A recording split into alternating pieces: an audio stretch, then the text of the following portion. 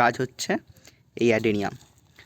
আমরা ছাদ বাগানে অ্যাডেনিয়াম রাখি, কিন্তু সমস্যা একটাই যে অনেকে বলেন আপনাদের যে কডেক্স সেই কডেক্স ঠিক পরিমাণে মোটা হচ্ছে না। তো এই মোটা না হওয়ার অন্যতম একটি কারণ হচ্ছে সময়ে রিপোর্টিং না করা। তো বন্ধুরা দেখুন, আমার এই গাছটা যেটা আছে, কডেক্স কতটা মোটা।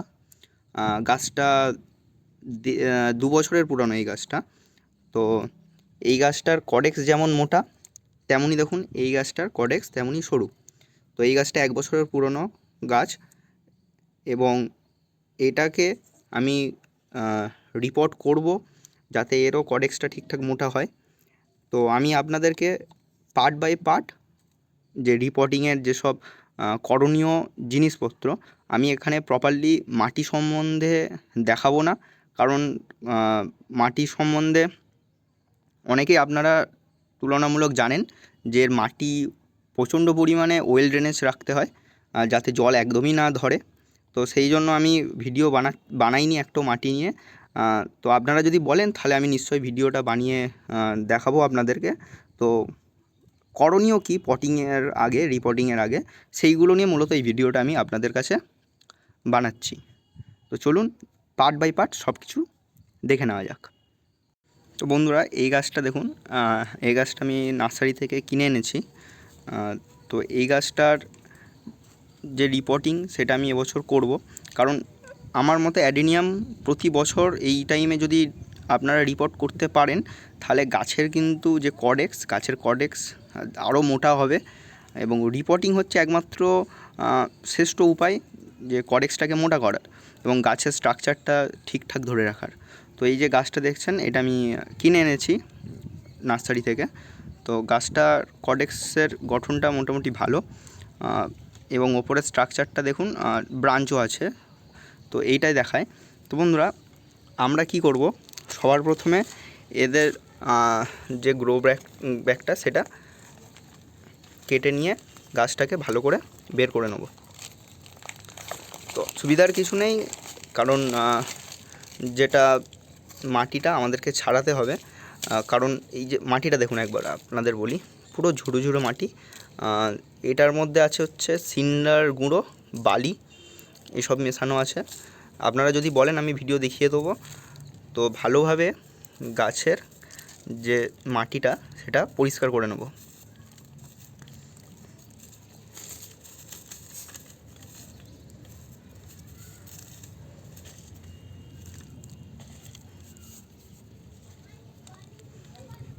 মাটিটা ছাড়িয়ে নিয়ে এবার আমরা কী করবো, গাছের যে গোড়াটা আছে, গোড়াটা ভালো করে ধুয়ে নেব।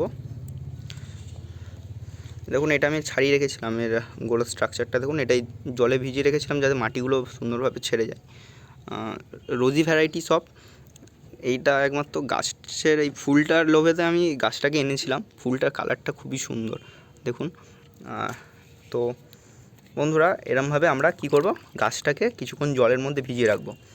তো জলে ভেজানোর পরে দেখুন এই হচ্ছে গাছের যে রুট স্ট্রাকচার, সেই রুট স্ট্রাকচারগুলো বেরিয়ে আসবে।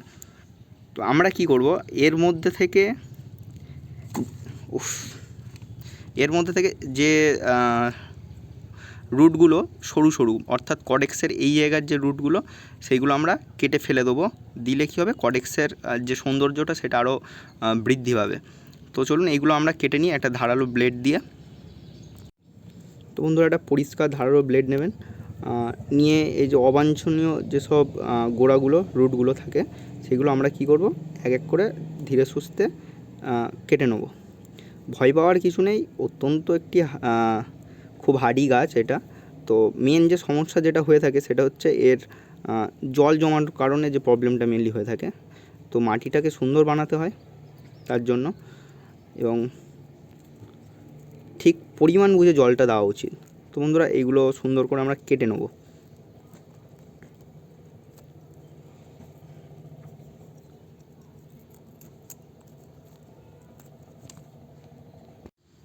তো বন্ধুরা দেখুন, যেগুলো আমার অবাঞ্ছনীয় রুট সেইগুলো হচ্ছে কেটে বাদ দিয়ে দিয়েছি। এই যে একদম সরু সরু এই যে রুটগুলো। তো এবার আমরা করব কি, এটাকে রোদে রাখবো, যাতে কী হয় এই যে গায়ের জলীয় মানে জলটা যেটা লেগে আছে সেটা যাতে একটু শুকিয়ে যায়, তার জন্য আমরা পুরো টানা রোদে এটাকে আপাতত কিছুক্ষণ রেখে দেবো। তা রেখে দেওয়ার পর এই গাছটা দেখুন, এটার গায়ে কিন্তু কোনো আর জল লেগে নেই, এর রুট স্ট্রাকচারটা সরু, এটা একটু অন্যরকম শেপ দেবো বলে আমি এরমভাবেই রেখেছি, ছোট গাছ। তো এর দেখুন আমি রুটগুলো কেটে দিয়েছি। এবারে কি করব, এই যে দেখুন এই যে এই কাটা যে অংশগুলো এখানে হচ্ছে কেটে দিয়েছিলাম রুটগুলো, এই যে এখানে আমরা কি করব, এটাকে ঠিক এইরকমভাবে আমরা ফাঙ্গিসাইডের একটা জল বানাবো দ্রবণ, তার মধ্যে 10 থেকে 15 মিনিট ভিজিয়ে রেখে দেবো। এরমভাবে ভিজিয়ে রেখে দেবো পুরোটা, যাতে কি হয় কোনো রকমভাবে পরবর্তীকালে যাতে ফাঙ্গাস নিয়ে আমাদের কোনো অসুবিধা না হয়। 10 থেকে 15 মিনিট রেখে দেবো।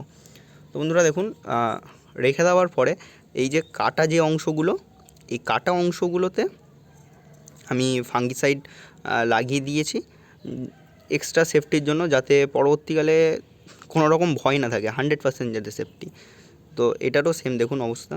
আর এই গাছটা বলে রাখি, এটা আমার জীবনে ফার্স্ট অ্যাডেনিয়াম, তাই এটাকে আমি কাটিনি, এর প্রুনিং কোনো রকমভাবে করিনি, বড় হয়ে গেছিলো, এটাকে এর মধ্যে থেকে ঘুরিয়ে দিয়েছি। তো এটাকে আমি ইচ্ছা আছে কাটবো না, কেন জানি না, তবে আমি একে কোনো রকমভাবে আঘাত দিতে চাই না। জীবনের প্রথম গাছ, ইমোশনাল জড়িয়ে আছে। আর এই গাছটা দেখুন, এর বেড়ে গেছিলো, তো মাথা দিয়ে কেটে দিয়ে যেসব কাটা জায়গাগুলো সেখানে কিন্তু ফাঙ্গিসাইড লাগিয়ে দিয়েছি। তো আশা করি আপাতত এইটুকুনি প্রসেস আপনারা বুঝতে পেরেছেন। এরপরে করণীয় কি, এইগুলোকে আমরা কি করব, টানা রোদের মধ্যে 1 সপ্তাহ মতো রেখে দেবো। টানা রোদ দেবো না আমরা, ঠিক মানে যাতে কিছু টাইমটা একটু রোদ পড়ে সকালে, তারপরে একটু ছাওয়ার গরম ভাবটা পড়ে, সেই হিসাবে আমি এটাকে রেখে দেবো। বন্ধুরা দেখুন, এবার গাছগুলোকে ঠিক এইরকমভাবে একটা দড়ির মধ্যে ভালো করে বেঁধে নেবেন। আপনারা চাইলে আলাদা আলাদা করেও বাঁধতে পারেন, আমি একসাথে বেঁধে নিয়েছি লম্বা করে দড়ির মধ্যে। তো এরকমভাবে বেঁধে নেবেন, নিয়ে এই রকম করে একটা জায়গায় রাখবেন যেখানে সকালবেলার টাইমটা রোদ আসে, বাদবাকি টাইমটা এরকম হালকা ছাওয়া থাকে, হাওয়া বাতাস লাগে, সেরম জায়গায় এরমভাবে টাঙিয়ে রাখবেন। মিনিমাম 5 থেকে 7 দিন রাখবেন। রাখার পর গাছগুলোকে আপনারা কিন্তু পটিং করতে পারবেন। তো পটিং সংক্রান্ত কোনো রকম যে মাটি, সেই মাটি নিয়ে আমি ভিডিও বানালাম না। যদি মনে করেন যে ভিডিও বানানো দরকার, আমি একেবারে আমি আমার সাধ্যমতো বানাই, অতিরিক্ত কোনো রকম মানে এক্সট্রা খাবার দাবার এইসব আমি দিই না, তো নর্মালি মাটিটা বানাই। তো আপনারা যদি মনে করেন ওইটা দেখতে চান, তাহলে অবশ্যই কমেন্টে জানাবেন, আমি ভিডিও করে আপনাদেরকে মাটিতে পটিং করানোটা একেবারে দেখিয়ে দেবো এবং মাটি সংক্রান্ত সকল তথ্য বলে দেবো। তো ভিডিওটা ভালো লাগলে কেমন লাগলো অবশ্যই কমেন্ট করে জানাবেন। এবং অনেকেই আছেন যারা সাবস্ক্রাইব এখনও করেননি কিন্তু রেগুলারলি আমার ভিডিও দেখছেন, অনুরোধ দয়া করে সাবস্ক্রাইবটা করে রাখবেন এবং বেল আইকনটা টিপে রাখবেন। আপনাদের জন্য পুরোপুরি ঘরোয়া উপায়ে আমি যতটা পারি ভিডিওগুলো দেখানোর চেষ্টা করি। তো অবশ্যই লাইক, কমেন্ট এবং সাবস্ক্রাইব করবেন। তো ভালো থাকবেন, সুস্থ থাকবেন এবং আপনাদের গাছকেও ভালো রাখবেন। তো আসছি, টাটা, বাই বাই।